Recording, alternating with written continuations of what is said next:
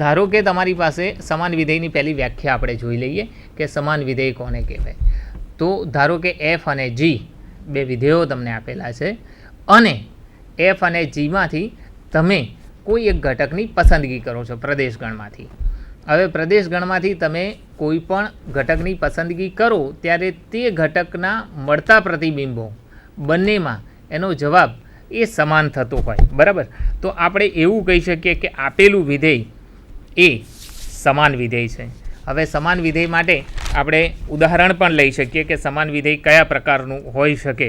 તો પ્રદેશગણના કોઈપણ ઘટક માટે એનો જવાબ આપણને સરખો મળતો હોય તો આપણે એવું કહી શકીએ કે આપેલું વિધેય એ સમાન વિધેય છે એફ અને જી. હવે એફ અને જી સમાન વિધેય છે તો એના માટેની બે કન્ડિશન તમારે સૌથી પહેલાં નક્કી કરવા જોઈએ. અને જ્યારે પણ તમારી પાસે દાખલો આવે અથવા તો પ્રશ્ન આવે ત્યારે તમારે ચેક કરવું જોઈએ. તો પહેલાં બે શરતોને આધીન બે વિધેયો એફ અને જી સમાન વિધેયો છે.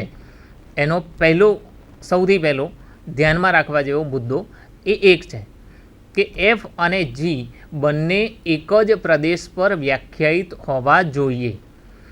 એફ અને જી બંને એક જ પ્રદેશ પર વ્યાખ્યાયિત હોવા જોઈએ.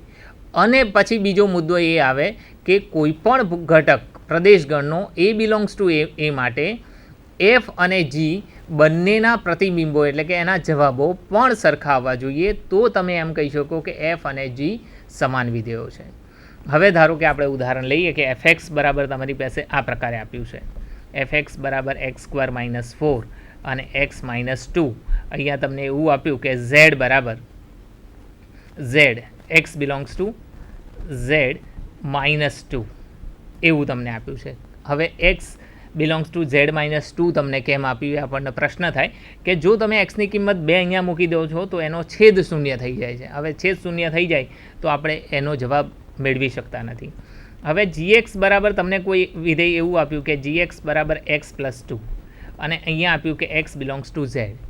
હવે તમે આ બંને પરથી એવા એક નિર્ણય પર આવી શકો કે ધારો કે તમારી પાસે બહુ જ ઉતાવળથી જવાબ શોધવાનો પ્રયત્ન કરીએ તો એક્સ સ્ક્વેર માઇનસ 4 છે એના બે અવયવો તમે જાણો છો એ પ્રમાણે એક્સ માઇનસ 2 અને એક્સ પ્લસ 2 થાય.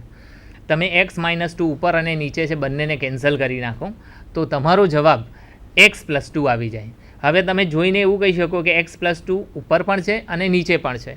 હવે તમે એવા નિર્ણય પર આવી શકો કે એફ અને જી સમાન વિધેયો છે. પરંતુ આ સદંતર ખોટું છે. હવે કેમ ખોટું છે?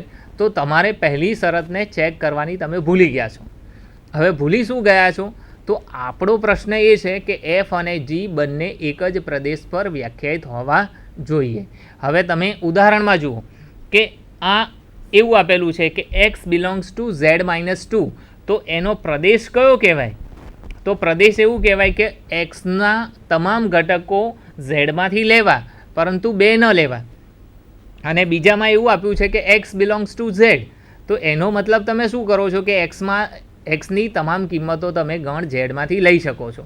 તો હવે આ પ્રદેશ અને આ પ્રદેશ બંને પ્રદેશો એક જ નથી. બંને પ્રદેશો કેવા છે? જુદા જુદા છે. અને જુદા હોવાને કારણે આપેલા વિધેયો એફ અને જી સમાન વિધેયો નથી. હવે સમાન નથી એટલા માટે આપણે એને શું કહી શકીએ? તો F is not equals to G. ફરીવાર એની વ્યાખ્યામાં ધ્યાન લઈએ કે F from A to B, જુઓ F from A to B અને G from A to C.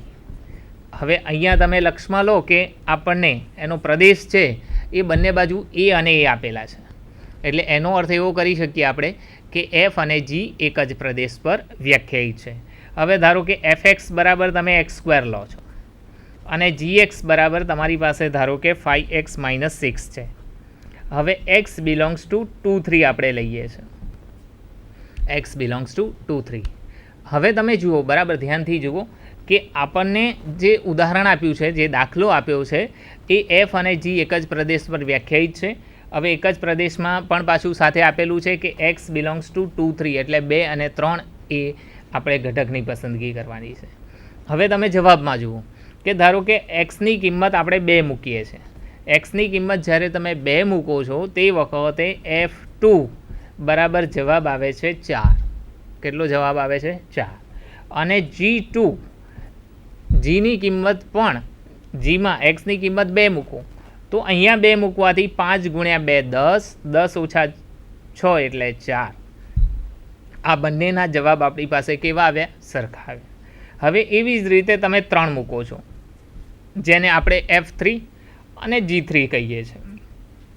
તો F3 અને G3 એના માટેના આન્સર આપણે ફાઇન્ડ કરીએ, એના જવાબો વિચારીએ. હવે જવાબો વિચારીએ તો આ 3 છે, એનો વર્ગ કરો તો 9 થાય. હવે અહીંયા 3 મૂકો છો તો 5 ગુણ્યા 3 એટલે 15, 15માંથી 6 જાય એટલે 9. હવે આપણી પાસે શું જવાબ આવ્યો? તો આપણને સમાન વિધેયની વ્યાખ્યા અહીં 100% સાચી જણાય છે. કેવી રીતે? તો F અને G બંનેના પ્રદેશો સરખા છે અને તમે જે ઘટકો પસંદ કર્યા છે x બરાબર 2 તો એના જવાબ સરખા આવે છે, x બરાબર 3 તો એના પણ જવાબ સરખા આવે છે. એટલે આ અર્થમાં તમે શું કહી શકો કે F અને G એ સમાન વિધેયો છે. એટલે બંને ઉદાહરણ પરથી તમે શું કન્ક્લુઝનમાં આવી શકો? તમારો નિર્ણય શું હોઈ શકે કે પ્રદેશ સૌથી પહેલાં ચેક કરવાનો. જો પ્રદેશ સરખો હોય તો જ તમે આગળ દાખલો ગણી શકો, નહીં તો તમે પ્રદેશ જોઈને એવું કહી શકો કે આપેલા વિધેયના બંને વિધેયોના પ્રદેશો સરખા નથી, તેથી આગળ દાખલો ન ગણતા આપેલા વિધેયો સમાન વિધેય નથી. અને બીજું ઉદાહરણ આપણે લીધું કે જેની અંદર પ્રદેશો સરખા હતા, ઘટકો આપણે પસંદ કર્યા, એનો જવાબ પણ સરખો આવ્યો. તો આપણી પાસે બંને જવાબો અને બંને વિધેયો સમાન હોવાથી આપણે સમાન વિધેયની વ્યાખ્યાને બરાબર સમજી શક્યા છીએ. હવે એનાથી આગળ રિયલ ફંક્શન. હવે રિયલ ફંક્શન એના માટેનું ગુજરાતી છે એ વાસ્તવિક વિધેય. વાસ્તવિક વિધેય. હવે વાસ્તવિક વિધેય એટલે શું હોઈ શકે? ધારો કે F A થી B પ્રકારનું વિધેય છે. વાસ્તવિક વિધેય થોડું સમજવું આપણા માટે અઘરું હોઈ શકે, કારણ કે વાસ્તવિક વિધેય એટલે શબ્દ વાસ્તવિક છે એટલા માટે. ધારો કે તમે પ્રદેશગણ એના જે પણ ઘટકો પસંદ કરો છો એ ઘટકો એ વાસ્તવિક ગણના ઘટકો હોય અથવા તો તેનો ઉપગણ છે એ વાસ્તવિક હોય.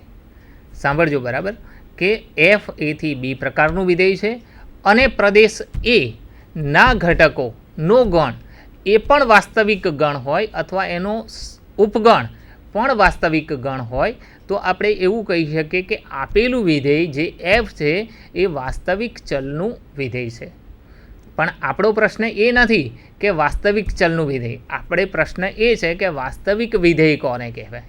તો વાસ્તવિક વિધેય કહેવા માટે આપણે એક વસ્તુ અહીંયા બીજું નોંધ કરવા જેવું છે કે જ્યારે પણ તમે પ્રદેશગણમાંથી ઘટકોની પસંદગી કરો છો એમાં આપણે એવું કીધું કે વાસ્તવિક ગણ હોઈ શકે કે વાસ્તવિક ગણનો ઉપગણ હોઈ શકે, પરંતુ જો એનો વિસ્તાર એટલે કે સહપ્રદેશમાંથી મળતા જવાબો એ આપણને વાસ્તવિક ગણ કે એનો ઉપગણ મળે તો આપણે એવું કહી શકીએ કે આપેલું વિધેય એ વાસ્તવિક વિધેય છે.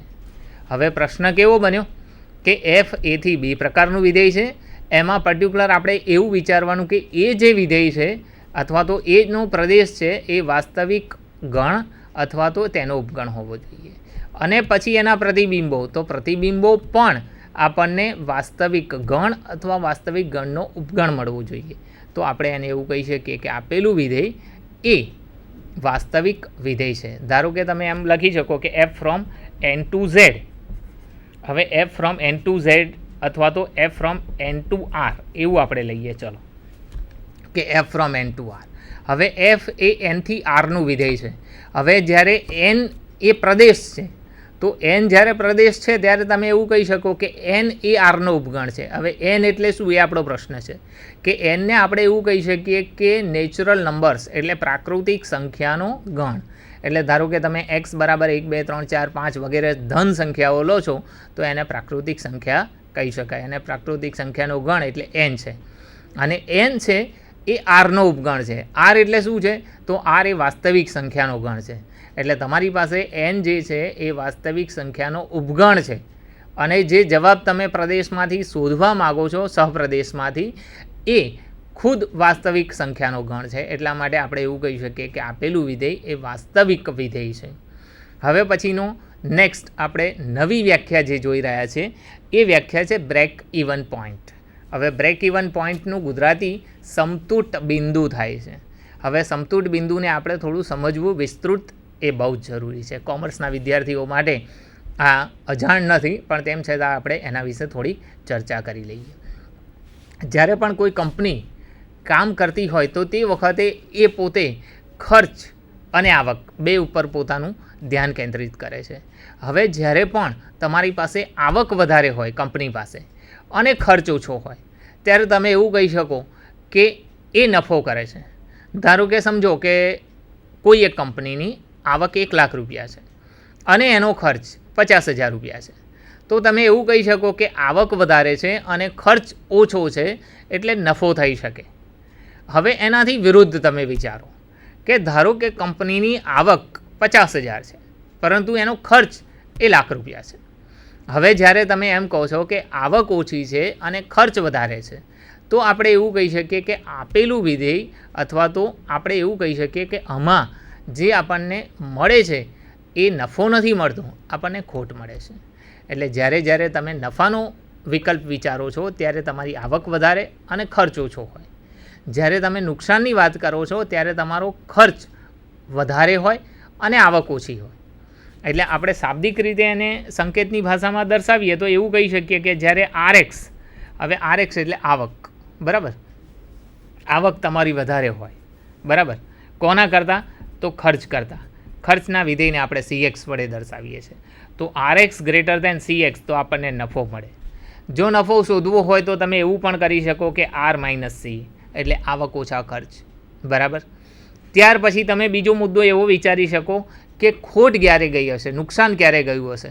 તો તમારો બીજો મુદ્દો એવું હોઈ શકે કે CX is greater than RX, અથવા તો એને વિરુદ્ધ અર્થમાં પણ લઈ શકો કે ખોટ ક્યારે જાય તો તમારો ખર્ચ વધારે હોય ને આવક ઓછી હોય એટલે C - R. પરંતુ અહીંયા તમારે જે વસ્તુ શોધવાની છે એને બ્રેકઇવન પોઈન્ટ કહેવાય છે, સમતૂટ બિંદુ કહેવાય છે. હવે સમતૂટ બિંદુ એટલે કેવું અથવા તો એનો વ્યાખ્યામાં અર્થ શું હોઈ શકે? તો જ્યારે પણ કોઈ પણ વ્યક્તિ અથવા તો કંપનીની આવક અને ખર્ચ બંને સમાન થઈ જાય તે વખતે જે પણ વસ્તુના ઉત્પાદિત એકમો હોય તેને સમતૂટ બિંદુ કહેવામાં આવે છે.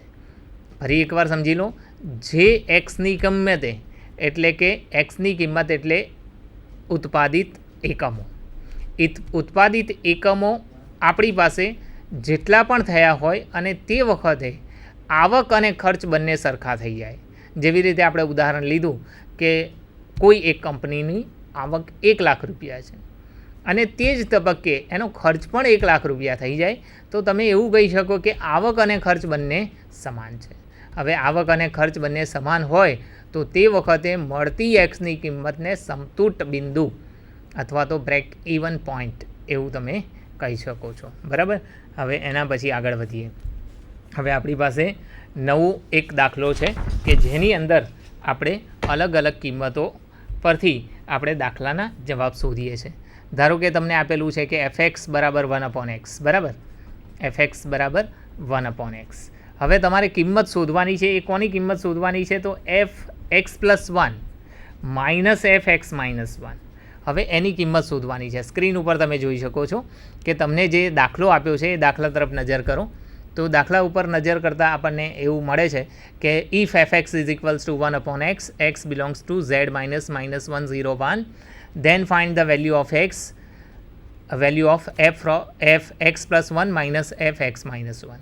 કહેવાનો ભાવાર્થ એમ છે કે fxની કિંમત 1/x હોય તો તમારે કિંમત શોધવી છે fx + 1ની અને fx - 1ની. કેવી રીતે શોધાય એ તમે અહીંયા જોઈ શકો છો કે fxની કિંમત આપણી પાસે 1/x છે. હવે તમે fx + 1ની જ્યારે કિંમત મૂકો છો ત્યારે xને બદલે તમારે x + 1 મૂકવા, એટલે અહીંયા x છે તો તમારે શું મૂકવું પડે? x + 1. હવે બીજી કે fx - 1 તો તમારી પાસે 1/x છે.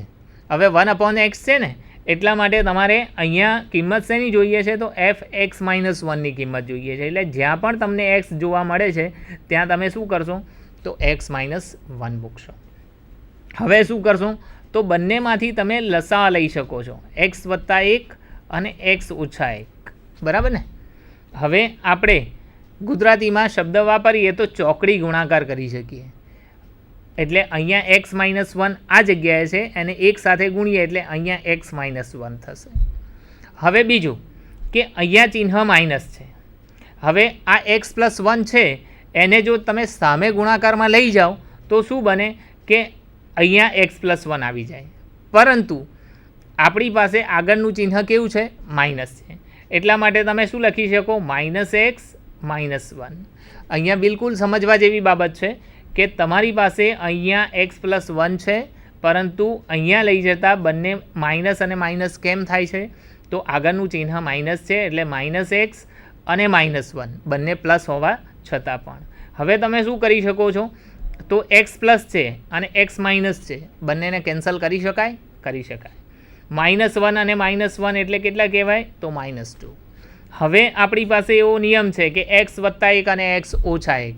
જેવી રીતે તમે કહો છો કે એ વત્તા બી અને એ ઓછા બી, તો તમે એવું કહી શકો કે a² માઇનસ b². તો એવી રીતે અહીંયા છે એક્સ પ્લસ 1 અને એક્સ માઇનસ 1, તો તમે એને શું લખી શકો? તો x² માઇનસ 1. તો આપણે અહીંયા લખીશું x² માઇનસ 1. સમજાય છે? હવે ત્યાર પછી આનાથી વધુ સારી રીતે લખવું હોય તો આપણે માઇનસ ચિહ્ન ન જોઈતું હોય, અથવા તો તમને એવું કહેવામાં આવે કે fx બરાબર 1/x હોય તો સાબિત કરો કે fx પ્લસ 1 fx માઇનસ 1 બરાબર 2/1 - x². ધારો કે તમને આવું પૂછ્યું તો તમે શું કરશો કે આટલા જવાબે તમારે સંતોષ નહીં માનવાનો, કારણ કે તમારે સાબિત કરવાનું છે. તો સાબિત કરવા માટે તમે શું કરશો? ઉપર અને નીચે બંને માઇનસ નિશાની વડે ગુણો છો. તો માઇનસ નિશાની વડે ગુણવાથી ઉપરની જગ્યાએ +2 થઈ જશે જે માઇનસ હતા. હવે આ x² જે પ્લસ છે એની જગ્યાએ માઇનસ થઈ જાય, અને આ -1 છે એની જગ્યાએ +1 થઈ જાય, એટલે તમે લખી શકો 1 - x². તો આના પરથી તમે જાણી શકો છો કે fx બરાબર 1/x હોય તો આપણો જવાબ fx પ્લસ 1 અને fx માઇનસ 1નો 2/1 - x² આવી શકે છે. હવે બીજો એનો દાખલો જુઓ કે બીજા દાખલાની અંદર સ્ક્રીન ઉપર તમે જોઈ શકો છો કે fx બરાબર તમને કિંમત આપી છે. જુઓ, હવે fx બરાબર જે કિંમત આપી છે એ તમે બરાબર સમજી લો કે 2x² - 5x + 4 આપી છે. હવે સાંભળજો બરાબર કે આપણે જે લઈ રહ્યા છે એનું ગુજરાતી શું હોઈ શકે? બરાબર, તો આપણે fxની કિંમત આપી છે. હવે તમને એવું કીધું છે કે find the value of x, એટલે xની કિંમત શોધો. પણ ક્યારે અને કેવી રીતે શોધી શકાય? તો સચ ધેટ, એટલે